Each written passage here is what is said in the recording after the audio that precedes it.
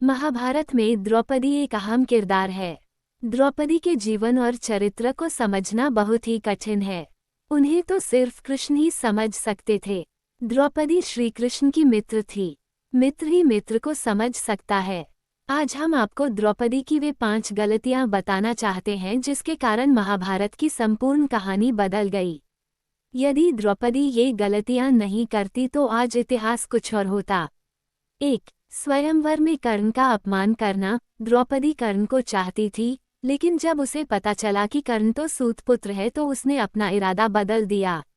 उसने पहली बात तो ये कि कर्ण को स्वयंवर की प्रतियोगिता में भाग नहीं लेने दिया और दूसरा ये कि उसने कर्ण को बुरी तरह अपमानित किया।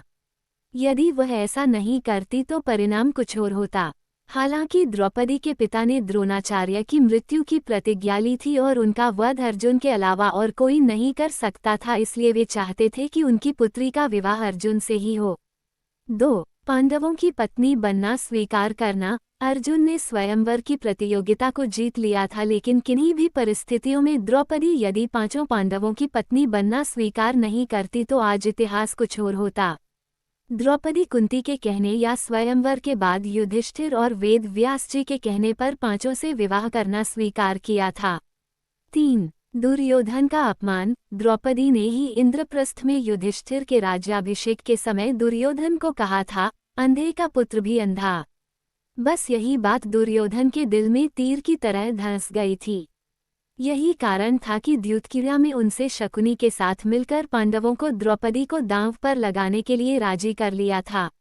द्युतक्रीड़ा या जुए के इस खेल ने ही महाभारत के युद्ध की भूमिका लिख दी थी, जहां द्रौपदी का चिरहरण हुआ था। 4. युद्ध के लिए प्रेरित करना। अपनी चिरहरण के बाद द्रौपदी ने पांडवों से कहा कि यदि तुम दुर्योधन और उनके भाइयों से मेरे अपमान का बदला नहीं लेते हो तो धिक्कार है तुम्हें।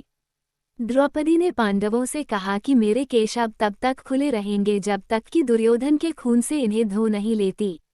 उस समय द्रौपदी ने ऋतु स्नान नहीं था। ऐसे में भीम ने कसम खाई कि मैं दुर्योधन की जांघ को गदा से तोड़ दूंगा और शासन की छाती को चीरकर उसका रक्तपान करूंगा।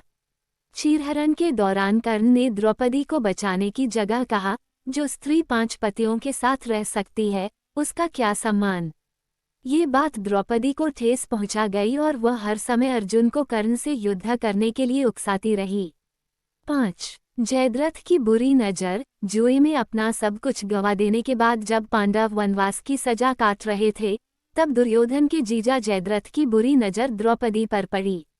उसने द्रौपदी के साथ जबरदस्ती की और उसे रथ पर ले जाने का दुस्साहस भी किया, लेकिन इन वक्त पर पांडव आ गए और उसे बचा लिया।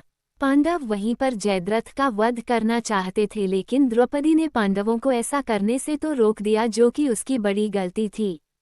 द्रौपदी ने जयद्रथ के सिर के बाल मुंडवाकर 5 चोटियां रखने की सजा दी और सभी जनता के सामने उसका घोर अपमान करवाया।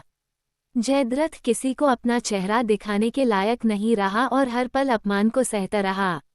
इस अपमान का बदला जयद्रथ ने चक्रव्यूह में फंसे अर्जुन के पुत्र अभिमन्यु को मौत के घाट उतार कर लिया।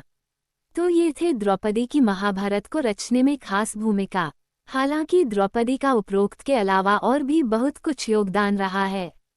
इनमें से ऐसे कई कार्य हैं जिसके लिए उनकी प्रशंसा की जानी चाहिए। उम्मीद है कि आपको ये जानकारी पसंद आई होगी।